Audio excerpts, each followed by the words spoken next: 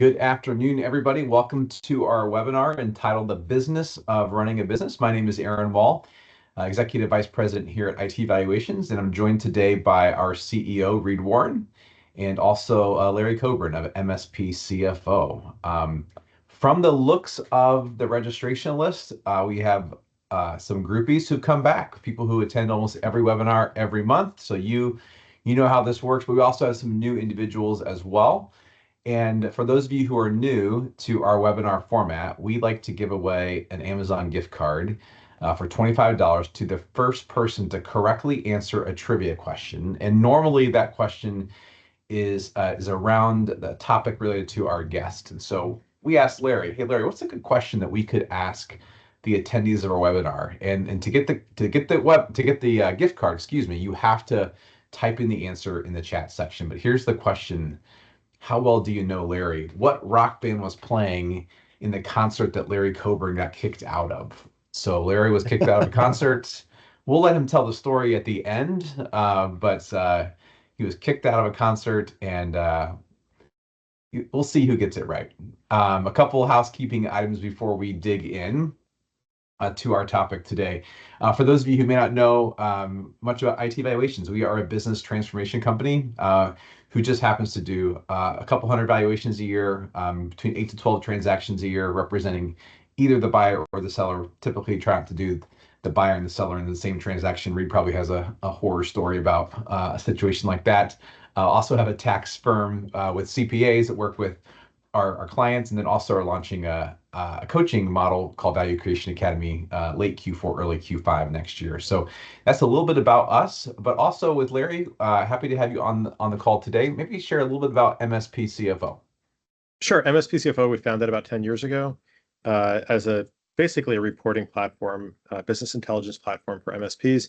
What we found was that there was a lack of really simple to find information that could drive improvements in the business. We've been selling our license, as I said, for about 10 years. And it's really been a fun ride growing the business and helping a lot of our clients achieve the results they wanted to. And I will say, I'm looking at the results from the survey question. Everyone thinks I'm cooler than I actually am. I have not been to any of those shows. But yes, the answer's still not correct. If no one gets it, do I get the gift card? No, yeah, that's a good point, Larry. You get the gift card if no one guesses it correctly, and then we get REO Speedwagon. So then I think you're not. Now we're cool bringing at it down all. a level. Like Somewhere super between cool. the two. He can't fight this feeling anymore, I think, is what he was trying to say there. So it's just a quick hint. It's not either. It's not that or Air Supply or Phil Collins. Okay. Good to know. Good to know. A couple housekeeping items again. Upcoming events will be at the PAX 8 event in October. Reed and Greg from our team will be there, so we'd love to connect with you there. Just you can click on the QR code or scan the QR code to complete a form. We'll also be at the TMT Producers Club in Nashville in October. And then we'll also be at IT Nation Connect in November at Orlando. And so we'd love to stop by, have you stop by and chat with any of you who are interested at those events. All right, let's jump into the topic. I'm going to go ahead and stop sharing the screen so you can actually see our presenters a little bit more effectively. Reed and Larry, maybe start with you, Larry. Talk about your background and why you started MSP CFO. So it's a good question. So I kind of, if anybody is bored and wants to look at my LinkedIn page, I kind of have a journeyman's background. I've had a lot of different jobs. I've worked in consulting and private equity, and my first real job was in international compensation. And as my wife would say, my last real job, I worked at a group that was in Citigroup that became part of Morgan Stanley after the financial crisis. And then I was given the opportunity to spend more time with my family. It was interesting because after I left there, I thought about trying to find another opportunity. And I met a friend who went to work at a startup. She went to MongoDB. She was a Morgan Stanley person, went to MongoDB. I think she was employee number 10. And she was happier than I had ever seen anybody at Morgan Stanley. Like, just her air about her was just happiness. And I'm thinking, why do I want to go back and work at a big place where there's politics and there's fighting? Maybe I want to try the startup route. So I started investigating that, and one false start. And then I actually ran into summer camp friend of my wife who had an MSP, and he mentioned that there might be a need. I started looking into it, and I think I have the skills. We started doing analysis in Excel. We realized the analysis was requested often, and similarly, uh, Trey, you spelled my name wrong. It's Cobrin. Um, and there's no police report, so it shouldn't be on Google. Uh, the So we started to build it, and we then developed it into an application, and we've been having fun ever since. I got to tell you, I really enjoy on good days. I really enjoy what I do. I'm very fortunate in the sense that on the one hand, I'm doing something I enjoy doing. I enjoy helping small businesses, and I really see the impact. I've been on calls the last couple of days, even where somebody's just really appreciative of what we can show them. And the nice thing is, and you could talk about this as well, as you build a company, you find things that you're not as good at. Day one, you do everything. And then you're like, I don't enjoy that. And I'm not great at it. I can muscle through it, but I'm not great at it. So I hired people to do other things. And what I was able to do is basically by carving out things I didn't enjoy, I carved myself into a job I really do enjoy, which is, doing analysis, trying to understand what's going on with the data. And, there's always new challenges. There's nonsense, of course. There's always be nonsense, but this is a job I really do enjoy. Thanks, Larry. Reed, same question. Tell us a little bit about the journey of starting iTValuations. Yeah, I think it was similar. I mean, what fundamentally drove me and part of my frustration where I'd been prior to that is really love seeing companies transform. So I love the coaching side of the business that we were doing. Not that I don't like doing transactions. There's a certain adrenaline rush with transactions that happens, but what really gives the joy into it was seeing companies really transform and how do we articulate that. And so the whole premise behind iTValuations was just the fundamental conviction that every decision we make in the business impacts the value of the business. And how do we, as I went through the journey and became a certified valuation analyst, is like, how do we perfect this such that we can articulate from a value creation perspective and quantify those decisions that are being made along the way? Because so much of it seems to be sort of intangible. Does it really make a difference? Well, the reality is we've gotten, continue to do a lot of transactions. We find that all of these factors are real decision making or have impact on the decision of the buyer as to how much am I going to actually pay for this business. And so through the combination of both doing valuations and transactions, we've really been able to hone our valuation skills, so to speak, to be able to articulate pretty effectively here's 24 different company specific risk items. We actually are looking at another 3 to 4 that we're looking at adding in the next round of our valuation work, but really trying to get to these different attributes that really do become levers of changing the value and really being able to portray that back and equip the business owner of, hey, when I make this decision, what am I doing both short term and long term, and how does this actually change that value so we can make good business decisions, but then also get to a place where we can track effectively to our exit plans? Because I can't take this business with me. I'm working on our own exit plans. We're going through we're not exempt. I wish I could say I'm exempt from it, but we're going through all the pain of scaling a business now through, $4 through $5 million. And it's like, yeah, we laugh about that with our clients as we help them through that journey, but we're not exempt from that. We go through the same pain of making all those same decisions. And so as much as I wish I could say that our valuation work really helped us on our valuation side, we've really geared that towards the IT services and the MSP marketplace and really gotten very intimate with that and know how to be able to make those changes to help people make better decisions around the business and where they're taking the business. And part of the reason I'm actually really, it's an honor, Larry, to have you on this call because I know your journey has been similar on that, and I really love what you've built within MSPCFO because it really brings so much clarity again back to equipping the owner on how do I run my business actually better, and not just selling them a cool tool, but actually be passionate about the transformational elements. Yeah, as I talked to both of you last week, kind of brainstorming the conversation for today, what struck me was that both companies are really about business transformation, and really you help clients in that transformational journey. So maybe Larry, what are the top? Maybe share, kind of dig in a little bit. The top 2 or 3 things that you see for owners who, once they get access to the data and insights, they're able to really begin transforming their companies? Right. So people have a plan. The plan is it starts off in very broad strokes. They want to exit for a certain valuation. Reed, I'm sure you and Aaron talk about this all the time with your clients. And it's interesting. I don't know if you guys saw the report that came out yesterday. The 4% rule really isn't the 4% rule. Now it's the 4.7% rule. Okay. Which, in case anybody doesn't want to do the math in their head, it means you need less money to retire. But if you believe the news report from yesterday. But so they sit there and they say, well, if I want to retire, I need X. And let's just use round numbers that are fake. Let's say you need $100. And you run your system through your numbers through iTValuations and you get to $70. You think, well, if I exit today and I get $70, I have not achieved my goals. I still need to get a job. This isn't really what I wanted to do. And then they sit there and they say, how do I make more money?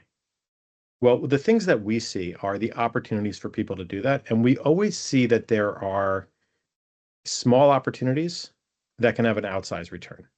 You look at the portfolio of clients any MSP has, and you realize there's usually 3, 4, 5 clients that if you fix those clients, not the whole portfolio, 3, 4, or 5, then you will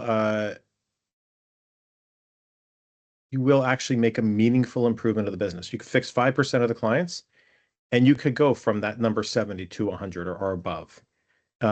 So what the most meaningful insight we see is that people, seriously, Paula Abdul, so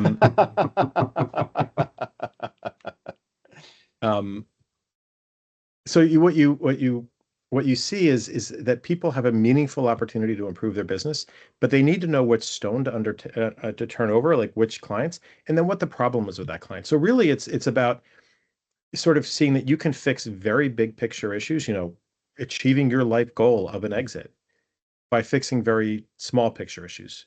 There's a service issue here. There's a pricing issue there. So it's about the biggest thing that I found is finding the small things that can have an outside return. Yeah.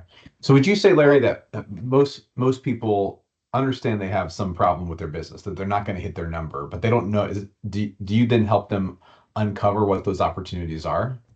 Yeah, we do. I mean, we're not coaching or consulting. We don't fix anything for them, but we show them in the system, and we don't sell ours. The cure. I wish I were cool enough to see the cure. We don't sell ours, but we do walk people through and show them what they have, and then they have to go into the system and go into their business and fix what we've identified for them. And it's always enlightening. We've seen such positive feedback. There's one client that we have, and what they found is they were able to increase over 18 months their effective hourly rate on their contracts by about $6 a month every month. And this is small improvements that really get people to where they want to go.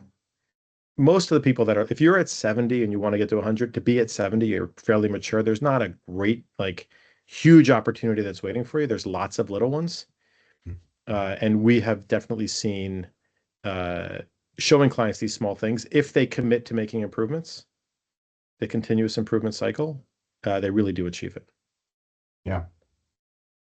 Reed, similar, right, with the valuations as a service solution, where we're tracking these company-specific risk factors. Maybe what are those factors that maybe surprise our clients? Things maybe they didn't see were issues within their business.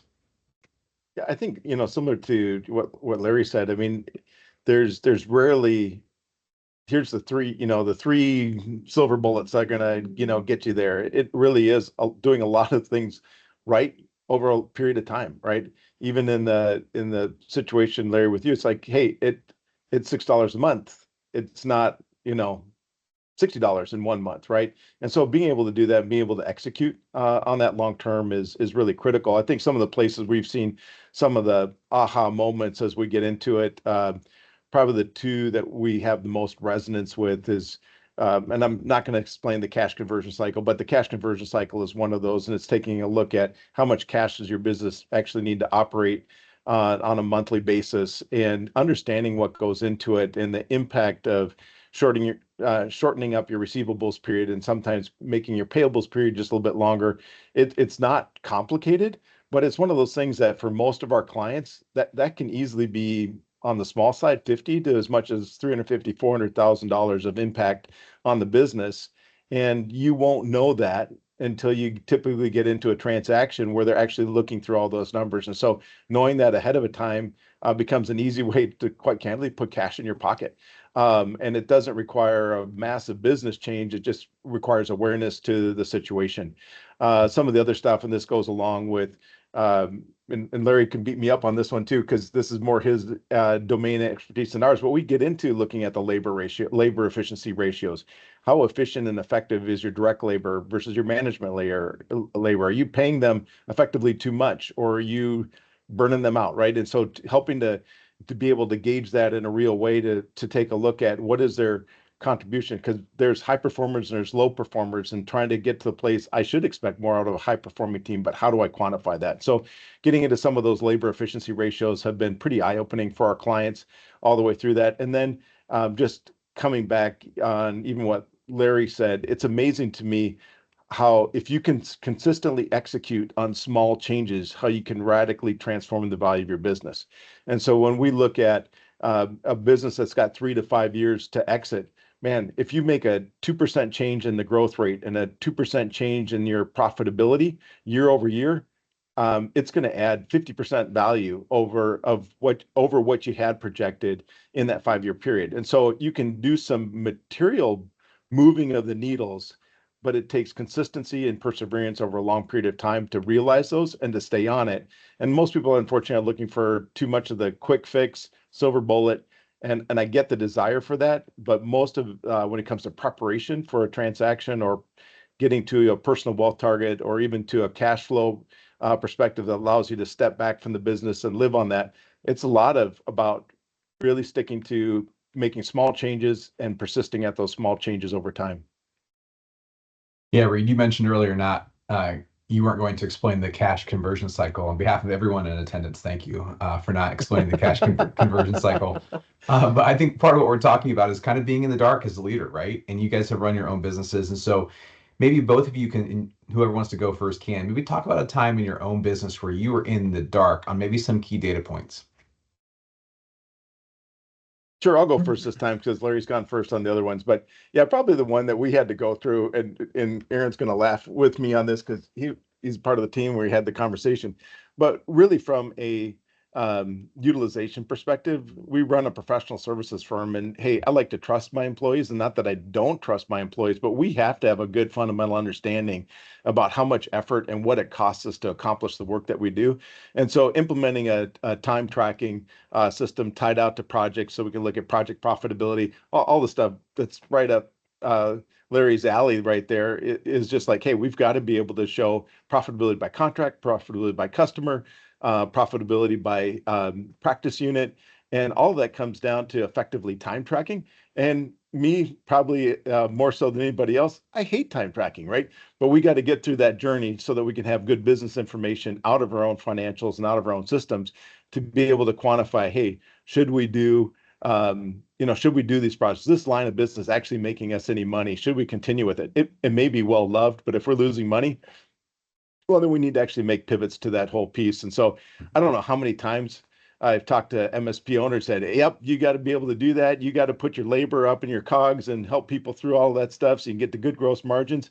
Yeah, I had to swallow that same pill and go through all the same hassle and have a team that kind of said, if you do that, I'm leaving. And fortunately, nobody left, but we had to work them all through it. So we're just, like I said, we're not exempt from many of these pain points, but it is very much a journey, and it's hard to make. We understand that it's hard to make some of these kind of cultural / DNA changes to the business, and that even though it's relatively small, it's going to make a big impact long term, and we got to persist with those changes.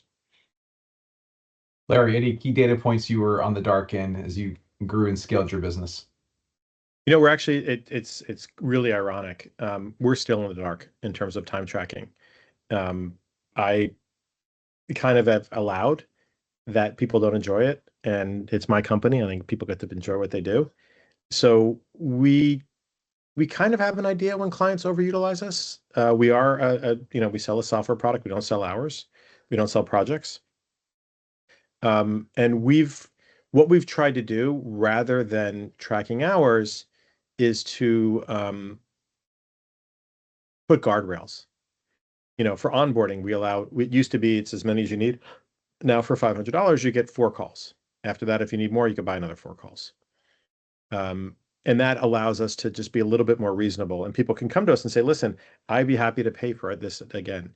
And that's really been helpful for us. But we are still in the dark with regard to time tracking. It's embarrassing because we ask that of all of our clients. Yeah. Yeah. I think part of what we're talking about is this, you're both trying to scale a business. It's not just one person, not the owner-led sales or the owner-led delivery. You're scaling a business. And so, Larry, maybe talk about some of the successes and some of the challenges you've experienced as you've gone to scale the business. Well, the challenges have always been, this I think goes back to sort of the classic challenge for any entrepreneur. And that is, I love what I do. I love talking to clients. I love building queries. I love doing analysis and working on the product. The challenge I have is I need to do less of that. I need to spend more time doing strategy. I need to spend more time working on how to grow the business, finding which resources we need and adding that to the business.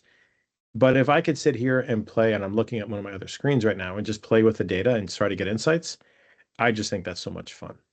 It's a puzzle. It's like some people wake up and they do the crossword. I just like to do this stuff. So one of my biggest challenges is leaving the owner-operator world and becoming a manager. Somebody once put it that when you start a business, you build a thing.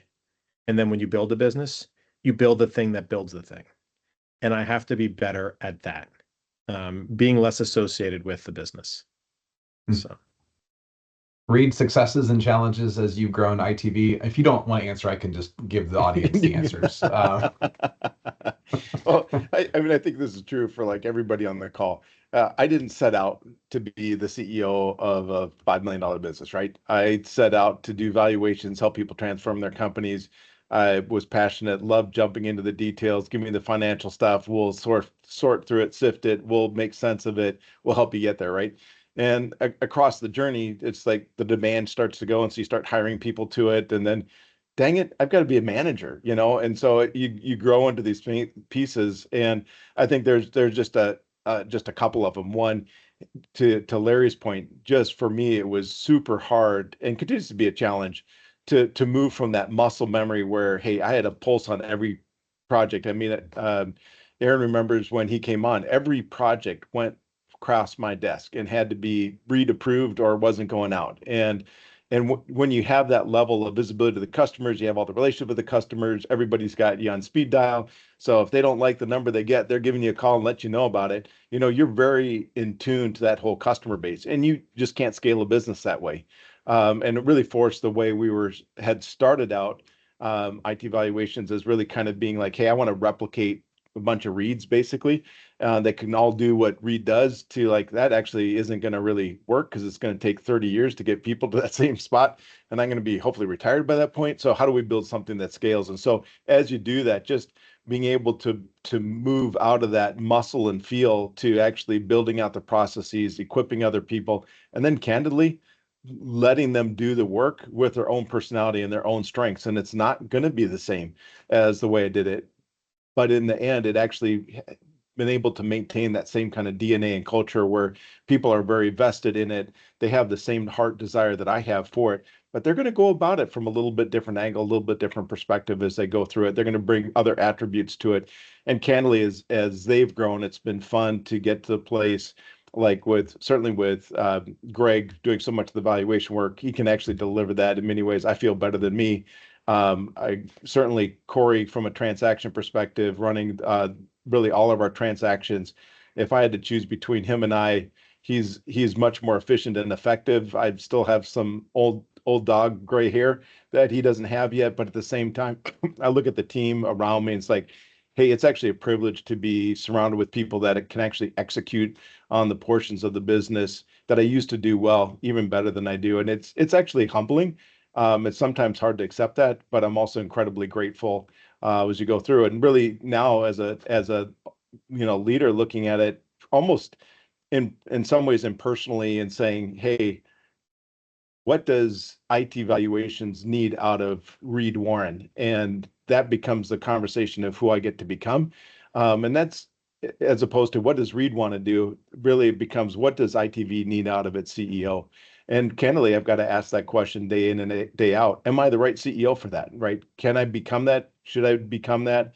Or is this the place where I need to pass it off to somebody more competent than me to be able to execute on those things that actually the business needs, not what Reed necessarily needs or wants out of the business. So it's been a really interesting journey as we've transformed. And that's just been some of the emotional side of it. I'm not convinced all the time that I'm the best leader for the company.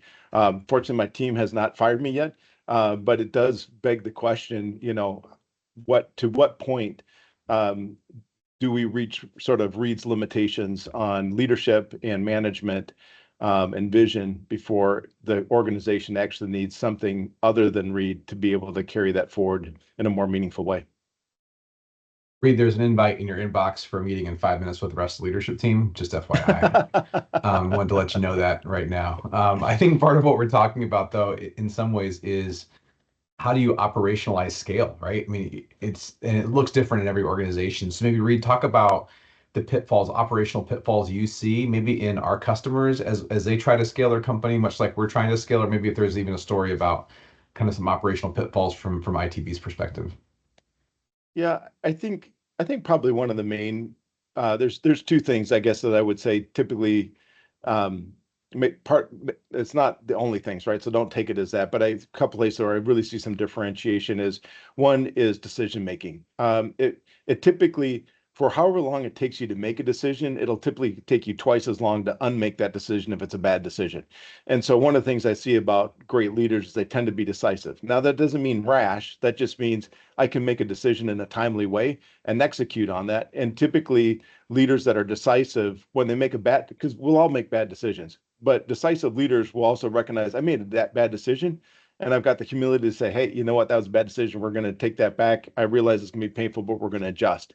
When we've had clients that take a year to make a decision, man, if they make a bad decision or the decision's not right, they will stick with it way too long, and 2 years is too long, right? And so being decisive, I think, is just one of the key ingredients for effective leaderships.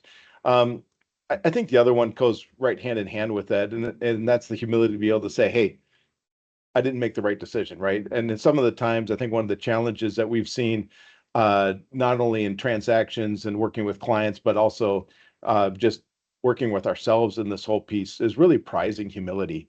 I would just say when I've raised my hand with, when we've delivered to clients and we haven't done a great job, to say, hey, we own some of those, we own these elements, right? And here's where we've made mistakes along that journey. It's hard, but I actually haven't had a client really leave us over it.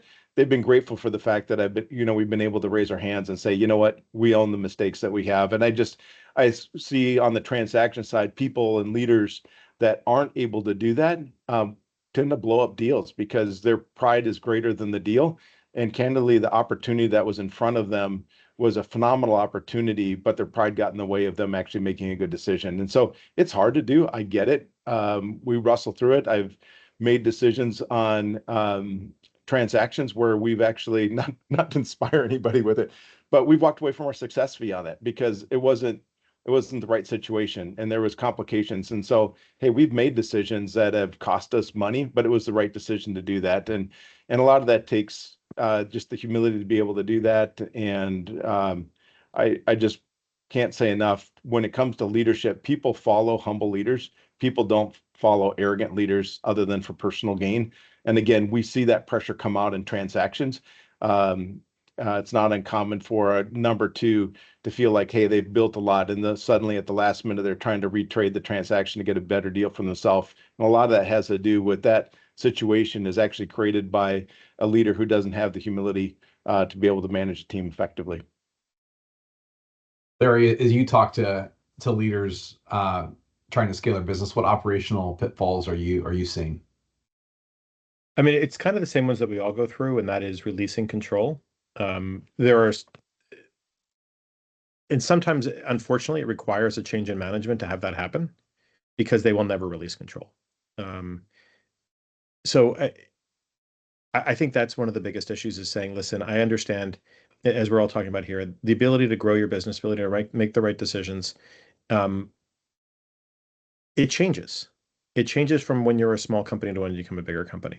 I don't know if I'm competent enough to be the person to take MSPCFO to the next level. I have serious concerns about that. I get to make the choice and I still enjoy what I'm doing, so I will keep doing it. But I think the pitfall is somebody sitting there saying, I want to continue running this the way I've been enjoying, and it won't scale because they won't let it scale. They won't let somebody else do the things that they think they can do better. And that's, for me, one of my biggest challenges. And the one I've been so happy with is a lot, like, for example, when I go to peer group meetings, I now do less talking in front of the room. And it was very, very difficult for me to give that up. But I think that we actually are, I think the people that are doing it are doing a great job. And I say this with insane anger.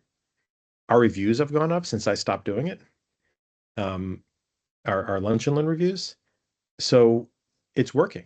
I keep getting positive reinforcement that relaxing control is the right thing to do. And yet I see people who are unwilling to do that. We had a salesperson who left us, oh gosh, about 5 years ago, maybe 6. And his last comment to me when he was leaving is, Larry, you have to get out of the booth. Stop selling. That's our job. And I think people forget that. They forget that they hired good people to do the things that are better than they are at it. And I think it's a huge pitfall. That's good. We're coming up on time. So just one final question for you both. Often we have folks on the webinar who are maybe thinking of a future transaction. Everyone always says they're 5 years away from selling, but it feels like it's 5 days to 5 years is probably the range. So Larry, if there's someone on the call today who's thinking of a future transaction, business owner to business owner, what advice would you give him or her? I mean, the first thing I would do is engage some sort of counsel, whether it's iTValuations or a lawyer or a broker. It's the old story of, when's the best time to plant a tree? And it's 30 years ago. The next best time is today. There are things you need to do. And it's not just about running your business better. It's about positioning yourself in a way that a seller wants to buy you, or buyer rather wants to buy you. I think about I think you and I discussed this before, the scene from the Brad Pitt movie, River Runs Through It, where he is this phenomenal fisherman. I guess I can call him a fisherman. He is a man. He's a phenomenal fisherman. He goes through some truly athletic event to land this tremendous fish in the river. It's really impressive to watch. And his family says, that's incredible. And his response is, it will be better when I can start thinking like the fish. So if you can think like the seller, if you could think like, well, I want to be somebody that they would find attractive. I want my books in order. I want to understand my concentration. I want to make sure all of my my client issues are taken care of. All my contracts are filed away. My data room is already pre-prepared. Think about what they want to see. And they don't just want to see a bottom line number. There's a lot of nuance to it. The bottom line number is the starting point, but you can dial that up or down, and you can walk away if the nuance makes the buyer scared. So I always recommend, like, take it seriously. There is so much to be done. And if you are going to sell, don't think you're going to wake up one morning and say, I want to sell, and there'll be a letter with your number on it. If only life were that simple. Reed, what advice would you give? Yeah, so Larry, love the thought. Really think like a buyer. I would just echo that and then put a little bit of a twist on it. Is you don't know the dysfunctions you have, and really kind of you lack objectivity. And so some people approach selling their business like, hey, I woke up and I decided to sell my home today, and I'm just going to do for sale by owner. And they don't know the agreements, they don't know the contracts, they don't know the market, they don't know how to do it. They got a friend though They knew a guy down the street who stopped by and said, I'll buy your house. And I think that's going to be the best price, the best opportunity for me. It's like, no, we engage a real estate agent because they smooth the journey, because they know the ins and outs. You're not there to go market it. And quite candidly, the friend and the guy who stopped by your house, knocked on the door, said, I'll buy your house, is probably not going to give you the best offer, right? And so one of the things I would just say from advice from I know this may feel self-serving, but you need independent objectivity to look at your baby because it is personal. You have been in it. When iTValuations eventually goes to sell or transition, I will have outside advisors who are going to look at that and give me third-party objectivity around the business and what I built, because I am too close to it and it is too personal to me to maintain that high level of objectivity. And so having people that can come on and really critique it and look at it and go, here's what's good, here's what's bad, here's what's ugly, here's what you need to change, here's what you need to transform on. And then candidly know the marketplace to be able to say, hey, that said, with your kind of profile of strengths that you have, we know a buyer that really is looking for that combination of strengths and market that you currently are in and can bring the best opportunity to you. So that does take humility as well, just to be able to say, I'm not the best at this aspect, although I'm good at negotiating. I've been through this journey now many times as Reed Warren. I'm still going to have somebody else represent me because they will be able to represent us with greater objectivity than I could, even though I'm experienced at it. So that's actually a pretty good segue, Reed, to our build, buy, sell program. Do you want to just maybe give 30 seconds on how we help companies decide what to do? yeah, it's probably one of the number one questions we get is people are coming along and they're like, hey, what's the market like? Is the market timing right? Or should I just keep building this thing? Or maybe I should do some acquisitions. But if I got my number today, I think I'd sell. And so much of what we want to do as a journey and as a advisor in the space is actually quantify that. So where are you at today? Where do you need to get to? I'll just tell you, if you can get to your personal objectives through organic strategy in the time frame that you can, then building is going to be the right way to do it. If you're out of time and it's too short, then you may have to look at buying, or you may have to look at merging to be able to get to that sell point. And so much of what we want to do in this project with you is just bring clarity to that whole piece. Where are you at today? Where are you trying to get to? How do we get you there? What's the lowest risk, highest return kind of investments that you can make in the business that can be just in continue to develop and optimize your business for efficiency, or that could be doing acquisitions, that could be doing mergers, that could be a number of different things, but really bring clarity of it around it such that you can make an effective decision around whether you continue to hold them, fold them, or simply walk away. Yeah. Not to sound like Thanks, a country Reed. western song. That's right. Larry, do you want to talk about what you got going on at MSPCFO and maybe some chances to connect with you? Sure. People can feel free to reach out and see our product. We generally do with when somebody wants to understand what we can do, the best way to do that is to feed their data into our systems. We call this a sample demo, or I'm sorry, a real demo, where somebody can actually see where the numbers are. And we also can tell them pretty quickly. We don't make recommendations because we're not consultants on how to do their PSA, but we can show them where we think there are gaps in the data. So if they want to set up a demo with us, we're more than happy to have that. And in doing so, we will give them some insights about their business and possibly some insights about how they're using their PSA. It's always a good time. I always enjoy the time when we get a chance to talk to new people. If you want to come catch us, we'll be traveling a little less than you guys. I'll be in Orlando in November at both Evolve and Connect. We're still building up our calendar for next year. But yeah, if you want to understand what we're trying to show, let us come take a look. It's free. If you don't like it, we'll purge your data and we'll part ways as friends. Thanks, Larry. And if I could just say, I really love what MSPCFO is truly transformational information. I know a lot of our clients who have used it and highly recommend it. And so I would just strongly encourage you. You will get so much insight. You don't realize how much insight you're going to get out of your own information once it's structured right and put together. And so what Larry's built within MSPCFO is truly an incredible product. I would highly recommend it to everybody.